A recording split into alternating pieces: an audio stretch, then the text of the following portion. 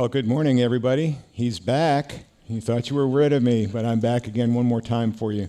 And happy to share with you what I hope is probably the most timely of the topics that I had prepared for this cruise. And this is about the James Webb Space Telescope and what it's going to be doing for us now that it's successfully en route to its permanent parking place.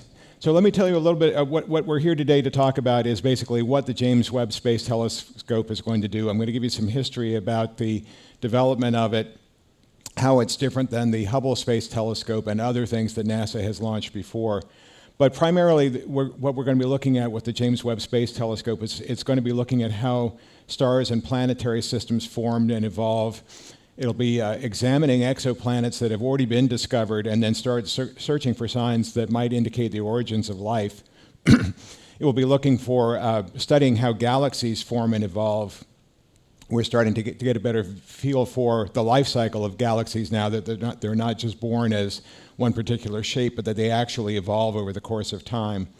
And finally, looking for light from the first stars and galaxies from right after the universe became glowing again after that cosmic dark ages that I was talking about. So again, a brief overview of what's going to be going on. We'll talk a little bit about the engineering and the design of this space telescope, where it's going to be, and then get into the science of it. So to talk briefly about the science, the principal scientist is Dr. John Mather, and I had the honor and privilege of having dinner with him a couple of years ago at an astronomy conference. And he was the Nobel laureate in 2006 for, if you remember this picture I showed you about the cosmic microwave background, he designed the first satellite that was able to map this, the COBE satellite. And so he basically turned cosmology from kind of a descriptive science into something that we could actually measure and start being able to predict things based on hard scientific data. So he's the gentleman behind the design and the instrumentation, et cetera, on the James Webb Space Telescope. He's got quite a tremendous background in this area, and a tremendously respected fellow.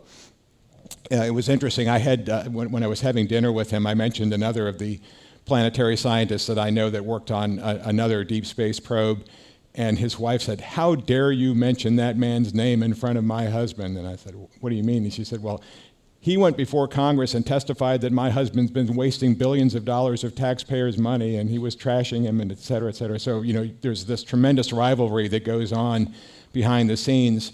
NASA doesn't have an unlimited budget for doing these kind of experiments and building these great observatories. NASA's share of the federal budget is only 0.5% of the federal budget. So 1/2 of a penny of every dollar you pay in taxes goes to fund NASA. So there's intense competition behind the scenes to fund these types of projects. And the James Webb Space Telescope, as we'll talk about, had some tremendous issues with budget and cost growth, and that it became a very controversial issue for NASA.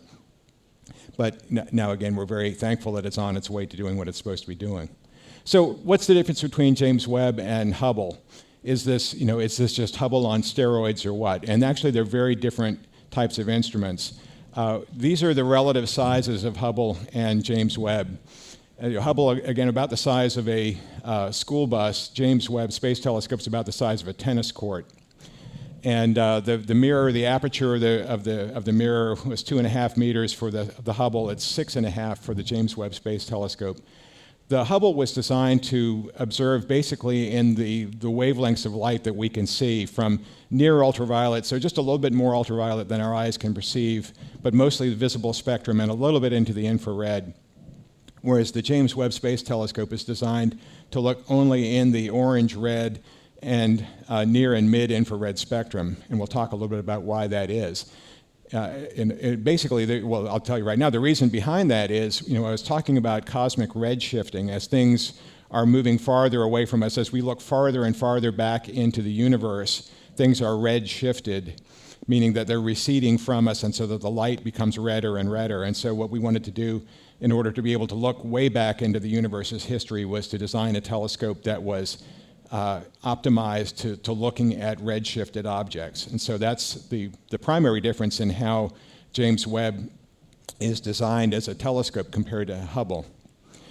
The other things we had, Hubble is, of course, orbiting the Earth where it can be serviced by, or used to be able to be serviced by the space shuttle.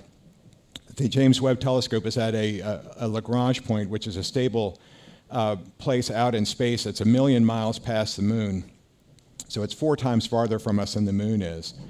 And again, Hubble was launched in 1990. We launched James Webb on the day we were in Porto Montt.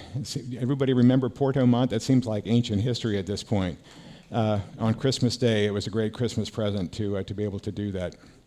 So again, to give you an idea of the relative size, this is some of the engineering team from the Webb Telescope with a full-size model of James Webb at Goddard Space Center. So you can see it's a huge instrument. It's one of the largest telescopes built. Had Webb been built on the Earth, it would have been the largest telescope up until about 1990. So I mean, this was bigger than a lot of telescopes we've had on Earth until recent history.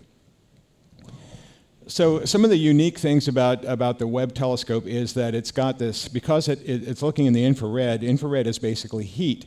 And so we have to do everything we can to insulate the instruments from any kind of radiant heat. If we're looking at things that are only a few degrees above absolute zero, we have to get that telescope as absolutely cold as we can.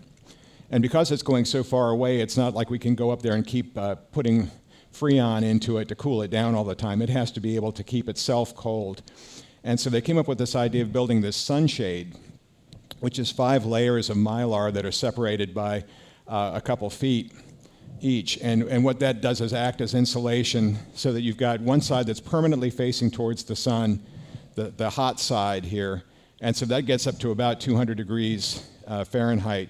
The cold side is down to about almost 400 degrees below zero in Fahrenheit. And that's the side where the telescope instruments are and the telescope itself. So that side is kept very, very cold. And there is also additional coolant that's inside in a closed-loop system that keeps the telescope instruments even colder than that. So as I mentioned, it's an absolutely huge instrument, and here it is being assembled. And one of the things, of course, you notice about it is this gold mirror. And again, this goes back to it being optimized for infrared light. If you use the typical type of silvering that we use on mirrors, that's not very efficient at reflecting infrared light. And so this is actual gold plating on this. The mirror is made up of 18 segments that are made out of beryllium, which is a metal that has very low expansion, coefficient of expansion, so it stays in the same shape. Rather than being made of glass, it's made out of beryllium, but it's got this gold coating, and there's enough gold. So this is the way Americans like to measure things in terms of physical objects. There's enough gold on this mirror to make a sphere about the size of a golf ball. So that's 1 golf ball's worth of gold on that mirror. So again, you can see how big it is here. Also, some of the engineers working on it, technicians working on it down here in the corner. With a telescope this big, there was no launch vehicle on Earth. Nothing we've built, not even Elon Musk, could put this into space when in its fully deployed position. So it became necessary to try to come up with an origami type of scheme to fold it up so it would fit inside a payload shroud. And this is how it was folded up to fit inside the shroud that would go on top of an Ariane 5 rocket, which was built by the European Space Agency. And so you can see the mirror is folded into 3 sections. The sun shield is folded up and it's stowed away. And so this became one of the real sticking points for people, was making sure that everything had to unfold properly in outer space, in a place where no human could get there and actually work on it if something went wrong. And so it was viewed as being huge risks. There were literally hundreds of points of failure where any one of the breakdowns could have caused this not to work appropriately. And so there was lots and lots of testing on the ground. And that was one of the things that added to the time and the cost, was just the repeated testing to make sure all of this was going to work. For example, one time they tried deploying the sun shield and folding it back up, and the sun shield ripped. So they had to go back and rebuild that. But again, good thing it happened on the ground and not in outer space. So the risks and costs, going back to how this was originally proposed, it was originally estimated at being about $500 million, and the goal was to try to launch it by 2007. When the prime contract for this was finally awarded after NASA had accepted the proposal, the price had gone up to $824 million, and then the launch had been moved out to 2010. And then again, as I mentioned, as the design evolved and the complexity became clear, the cost began to just grow and grow. As anybody who's managed a complex project knows, the longer that the thing takes, the much more expensive it becomes. And so, you want to try to get a project finished as quickly as possible to keep the cost under control. So again, the original timeline, launch in 2007, $500 million. When it was awarded, it was up to 2010. And then finally, the latest estimate, and it did launch in 2021. There was a lot of question about whether that was actually going to happen. But now we're looking at a life cycle cost of somewhere around $10 billion. Now that includes not only the cost of building and testing it, but also the cost of operating it. And you've got to man the mission control for this and be able to keep it going. So this became just a huge part of NASA's budget. It started eating into the ability to be able to do other types of work. Other planetary missions for NASA suffered as a result of having to keep the money going into this. And so there was an ongoing debate about, was this a black hole that we were continuing to pour money into? But at this point, it seemed this was, if we were really going to be serious about studying the early universe, this was the only way we could actually get around to doing it. So again, it's one of the most complex and expensive scientific facilities ever constructed. The cost is on par with what the CERN facility, the super collider in Switzerland is. So I mean, that's another expensive facility. That's an idea of roughly comparable cost. Again, as I mentioned, technical issues caused some delay and increased the cost. And the thing that the press has been really focusing on, and a lot of people talk about, is there's no way to service this if anything went wrong or goes wrong with it. We don't have the ability, like we had with Hubble, to be able to send up a mission and repair it. Yes, that's true, but that's also true of many other things that we launched into the outer solar system. You think about the Cassini probe. There was no way to service that. If anything had gone wrong with that, that was also a very expensive mission, but it was well designed, well engineered, well tested. And most of the deep space types of probes we have are not designed to be serviced like that. So you have to take into account that if you do the right kind of engineering and the right kind of testing on the ground, that's going to pay for itself in the long term. And actually, NASA did look at, was there a way to be able to service this where it was? And that would have, again, increased complexity to make replaceable parts, and then having to redesign this thing. If you got a sun shield that's bigger than this stage, as a spacecraft is approaching it and firing jets to slow it down, it's going to start the thing tumbling. So you'd have to come up with some sort of really complex way to be able to control it and service it if anything went wrong. So it was determined that the best thing to do was just to leave it like it was and just test it thoroughly on the ground. For some reason, this seems to be one of the characteristics of people nowadays is we were just eager to see something fail, especially something that's really expensive and high visibility. And so, even at the it's this Schadenfreude. It's this thing about taking joy in watching misfortune and things like that going on. But even when they were testing it in getting it ready for launch, there was an unexpected release of a strap, which caused a slight vibration. People were like, "Oh my God, it's going to ruin the instrument." And I think people were looking for something like this to happen. And this was an actual real oops here, where somebody forgot. This is not the James Webb Space Telescope, by the way, but this is a satellite where somebody forgot to tighten the 18 bolts that were holding it to the test platform, and the thing tilted over and fell off. That's a hard thing to explain to your boss. But I think people were looking for something like that to happen to Webb just because they wanted to be able to say, "I told you so." But we did have this beautiful launch. 7, 6, 5, 4, 3, 2, unité, top. I love French countdowns. And we have engine start. And liftoff. Allumage EAP, décollage. Decollage liftoff from a tropical rainforest to the edge of time itself, James Webb begins a voyage back to the birth of the universe. Punching a hole through the clouds, 20 seconds into the flight, good pitch program reported. I was really hoping we'd get a chance to see that, but we were on the other side of South America at the time. So. Vehicle performance is nominal.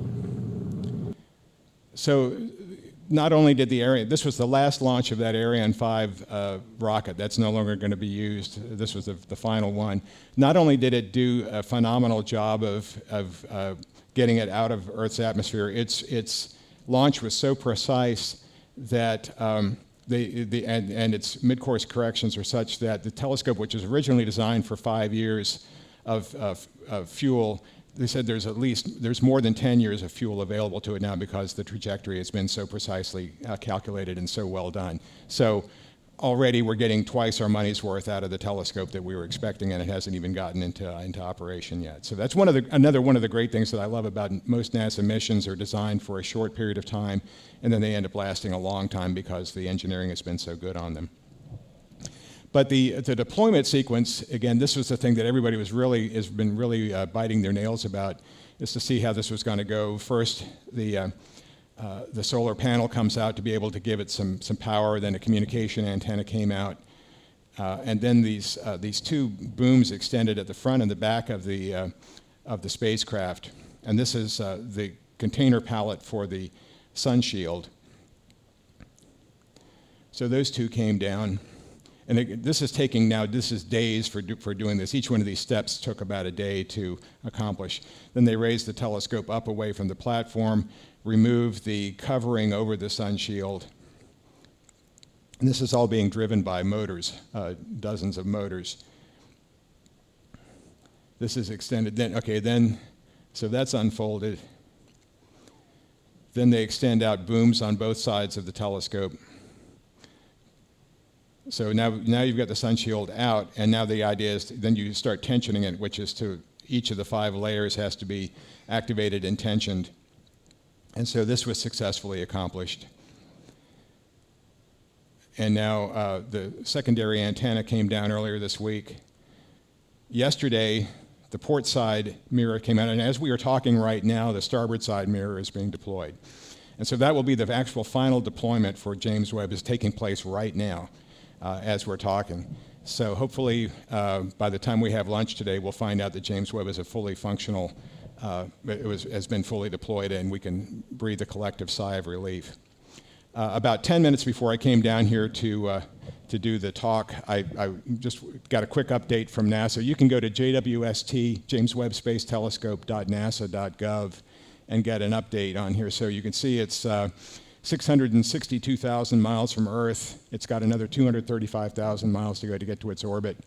It's cruising at a rate of about 900 miles an hour right now. The hot side of the telescope is 131 degrees. Cold side is about minus 300. And as you see here, this was as of yesterday, the port primary mirror wing was complete. So you can get real-time update on what's going on. One of the questions that people get is like, is there a camera that shows this going on? And there is not a camera on there because, number one, it would have taken weight to do that, but then it's going to generate heat and it would generate electrical noise. And so it was determined the best thing to do is not to have an extra camera on board there. So we're relying on the instrumentation coming back from all of the sensors on there to tell us that this worked properly. So where is Webb going right now? As we say, it's 73% of the way to its final place. It's going out to a place called the Lagrange Point. And these are stable places in a gravitational system in a 3-body problem. If you assume we've got the Earth, the Moon, and the Sun, there are 5 stable places where you can place an object and it won't drift around too much. One of them is called Lagrange 2, which has got the Earth and the Moon and then the Sun in direct line, and then it goes about 1 million miles past that is where the Webb goes. And so it's a spot that once you get to that spot, the Earth and Moon, or the Earth and the Sun will kind of actually drag the telescope along in orbit. So it'll stay relatively in that spot without having to use a lot of fuel. There's other telescopes that have been deployed into deep space that gradually drift over time, like the Spitzer telescope has been drifting. It's not in one of these kind of stable orbits, and eventually it's going to reach a point where it's on the other side of the Sun from us, and we won't be able to communicate with it. But this one will always be able to communicate with Webb when it's in this position. So advantages of being out there, why would you put something 1 million miles away? One of the big problems with the Hubble Space Telescope is that it goes in and out of the Earth's shadow. Once it goes into or out of the shadow every 45 minutes because it's orbiting the Earth. It's got a 90-minute orbital period, so you've got sunrise and sunset every 90 minutes. That causes a lot of thermal stress on the vehicle. If you think about something going from several hundred degrees below zero in dark to several hundred degrees above zero, that's causing a lot of stress on the optics and also on the structure of the spacecraft. So you don't have that problem. It can orbit, again, as I mentioned, using a minimal amount of fuel. It's got at least 10 years worth of fuel to be able to hang out in that position. It's far from, again, heat is a big concern for James Webb because we don't want heat from the Earth or heat from the Moon or heat from the Sun to interfere with the observation of the infrared spectrum. So this is now far away from the Earth as being a heat source. And then this question came up just before the talk this morning. What about space debris? Out there at L2, there's actually, I think, only one other satellite that's out there. So there's no space debris out there other than meteorites or something like that, but we don't have any of this man-made space junk that can punch holes through things. I've seen pictures of radiators on the International Space Station or the solar panels in the International Space Station that have holes punched through them from bits of space junk that's been hitting them. I mean, even the Hubble has had hits on some of its instruments or at least on the outside insulation of its instruments from space junk. So Webb doesn't have that issue out where it is. And the orbit actually looks kind of interesting. When it gets out to L2, then it starts doing this looping thing around that orbit. So it's a very interesting kind of look here. And another question that came up to me as well, the telescope itself is in a fixed position relative to that sun shield. So you can't if the sun shield is like this, you can't tilt the telescope back and forth. It stays in one orientation. So the question is, how much of the sky can James Webb see? And actually, it's got about a 40-degree field of view in its position. It can tilt back and forth a little bit. The idea is you've got to keep the sun, the Earth, and the Moon always behind that sun shield. But once it's in that position, it can tilt a little bit, but it can also rotate completely around if it needs to. So it can tilt back and forth a little bit. But then around its long axis, it can rotate so that it actually, in the course of an orbit around the Earth, it can scan the entire sky. So it's not going to be spinning like this, as you'll see in this illustration here. Is again just to be able to show you how it could sweep out potentially anything in the sky. But again, during the course of the orbit, it can only look at certain things. But during the course of a year, it has access to the entire sky. And the field of view for the telescope is about 1/30th of a degree, so it's 2 arc minutes square is the field of view for the scope. So that's a little bit about the engineering. And again, it's not going to spin like this all the time, but that's how it could find targets in the sky. So at a given time of year, it might not be able to observe a certain target, but at some point during the year, it will be able to do that. Okay, so that's just a quick illustration of how it can be pointed. So let's talk a little bit about the science. First, going back to, if you think about our talk about the extraterrestrial life the other day, we talked about the Earth as being a sample size of n equals 1 here. We're all created from the same solar nebula. But there are lots of other types of planets. We're seeing a wide variety of exotic types of exoplanets, from what we call like super Earths to mini Neptunes to super Jupiters, hot Jupiters, cold Jupiters, things like that are all in different sizes and shapes and distances from their home planets, or their home stars. And so the idea with Webb is to take a look at some of these during the course of its investigation. Now, that's going to help us to determine how planets form, and then also where might we look for life in other parts of the galaxy. Webb was designed to work in conjunction with this Transiting Exoplanet Survey Satellite, or TESS. TESS is the one that's actually going out and detecting a lot of these planets by looking for ones that are moving in front of their home star. It comes up with a list of candidates for James Webb to take a look at, and then Webb will go through and focus on certain ones of those. So Webb is not about discovering exoplanets so much as it is about investigating ones that have been identified by stellar transit. And so this is how stellar transit works when you're trying to detect a planet. So you've got a planet that's orbiting a star here. As the planet goes in front of the star, it causes the sun light to decrease slightly. And so we're able to determine from this kind of light curve not only the size of the planet, but how far it is from the star based on the period of its orbit around there. And we've actually been able to measure the effect to which these things can even cause wobbling in stars. So this is primarily the way we've been detecting exoplanets right now, is by this transit method. Webb can actually help with finding other planets around stars by using thermal imaging directly.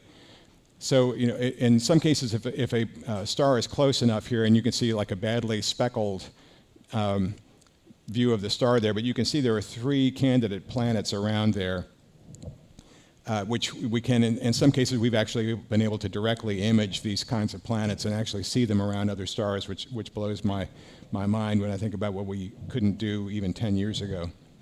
But there's a limit to what we can find on them, because if they're too small or too close to the star, we won't be able to see them.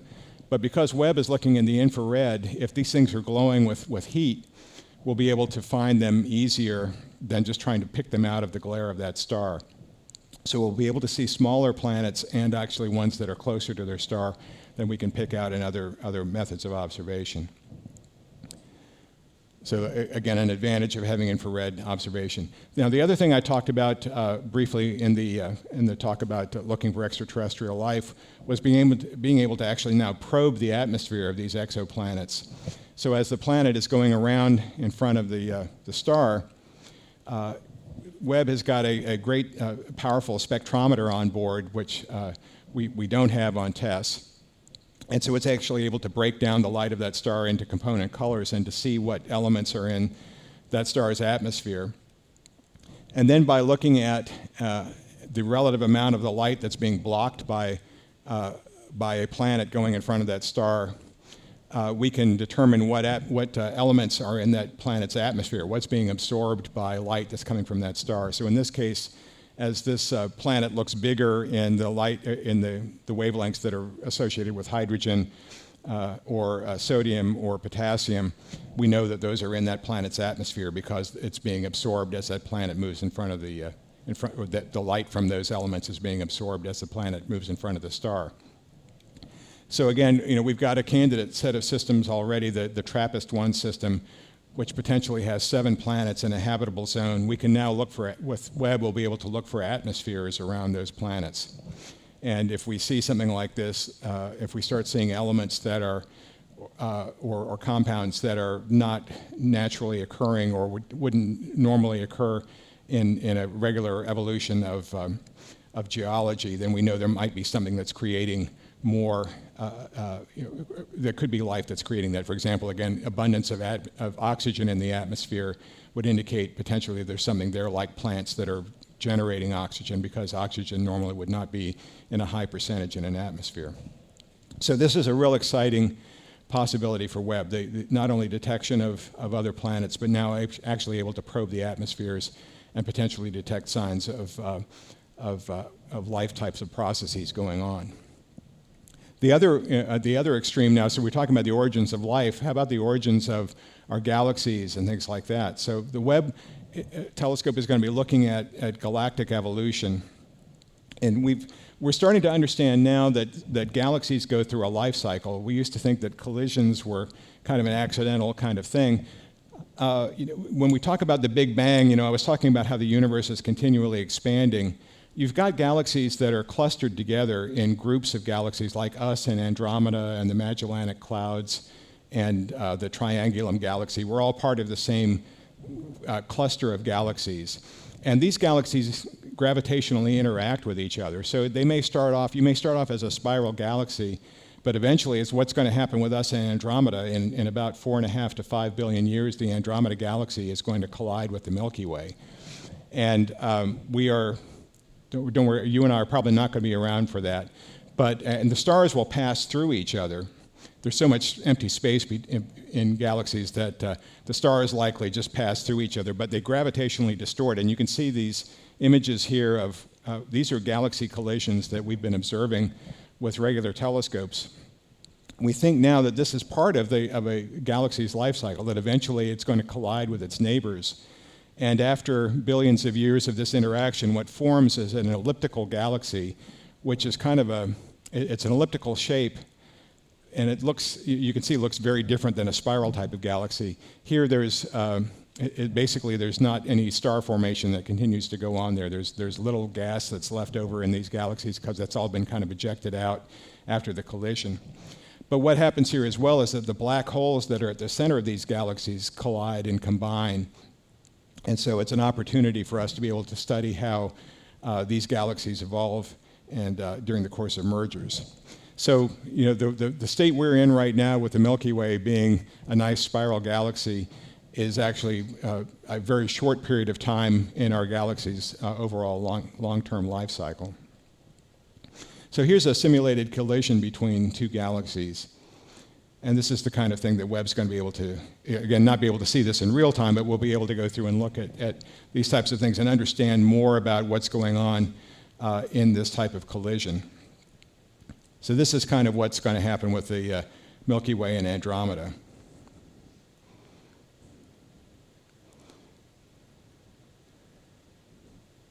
Over the course of 2 billion years.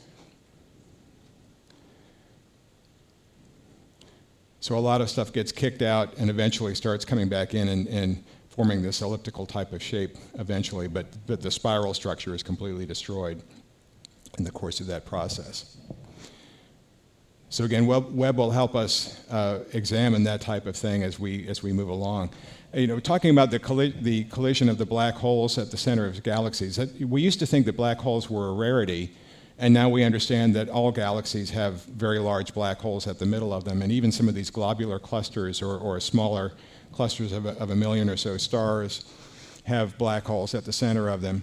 And what we're learning is that the size of these black holes increases proportionally with the size of the galaxy. So you might have an elliptical galaxy with a mass of 1 trillion stars, and it would have a black hole at the center of it of about 1 million solar masses. So there's some super huge black holes out there. The one that we imaged a couple of years ago, the shadow of the black hole was one at the center of an elliptical galaxy. So, learning about how these evolve and form is going to be a key thing for the James Webb Space Telescope to be looking at. How do these black holes merge and grow? With the infrared instrument, we're actually able to look through the gas and dust and peer into the center of these galaxies and see what's going on. So we've already got a list of target galaxies we're going to be looking at.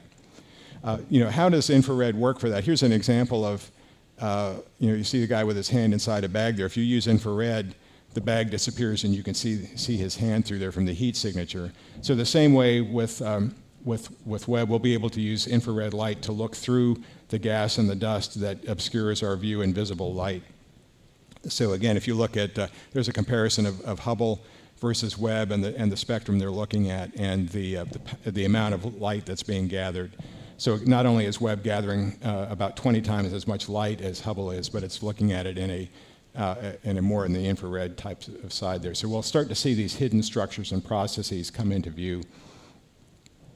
And again, these are some of the target things for James Webb's first observations, is taking a look at these galaxy mergers that are underway.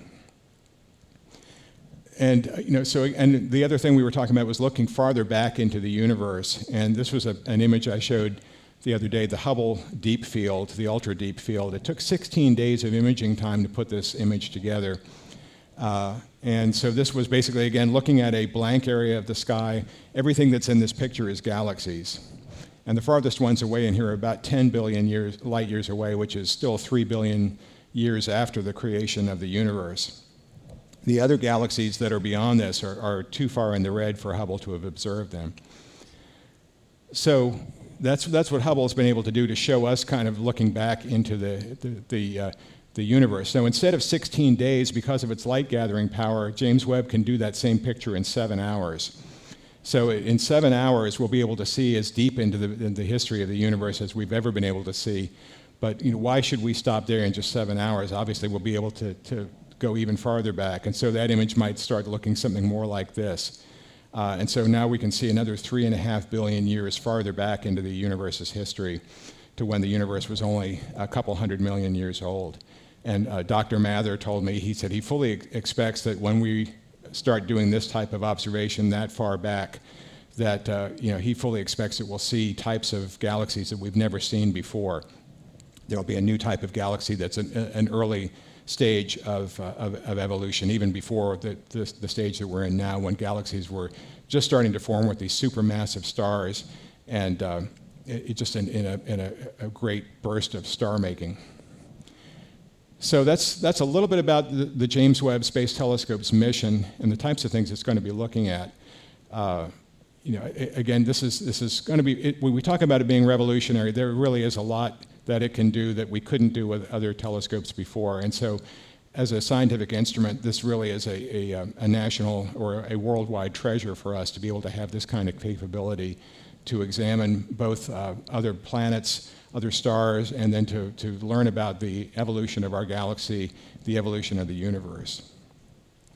So, of course, everybody is anxiously awaiting the first pictures back from Webb. As I said, now the telescope is just about to finish its final deployment. After it finishes deploying the mirror, which is in this deploy section here, the first 20 days or so after operation, then they're going to adjust the 16 mirrors. They can fine-tune their positions with motors to precisely focus the telescope. Again, what's something we couldn't do with Hubble because the mirror was one piece. This way we can fine-tune the position with those mirrors. It's got to continue to cool down. It's already 300 degrees below zero, but it's got to cool down another 100 degrees or so. And then they start commissioning the instruments. They start powering up the various types of instruments and checking them out, aligning them, the 18 mirrors, making sure that the infrared cameras are working, everything's at the correct temperatures.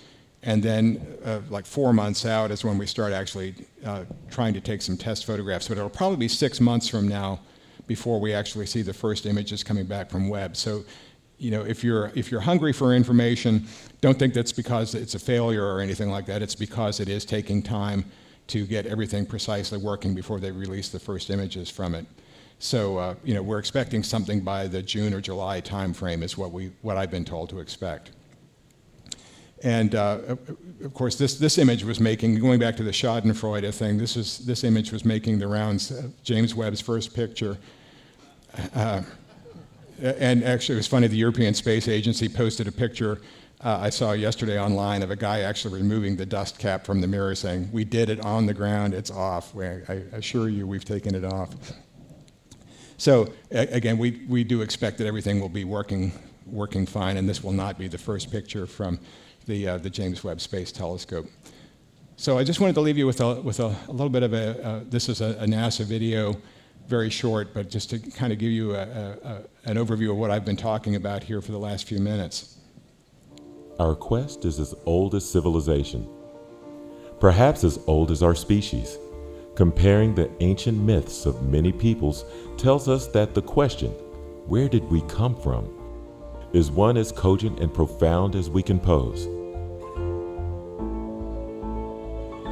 For an answer, we continually look to the sky, the great unknown that has always figured prominently in human ideas of origins and destinies, a remarkable triumph of the 20th century astronomy is the demonstration that this notion is true, that our origin and perhaps our destiny lies among the stars.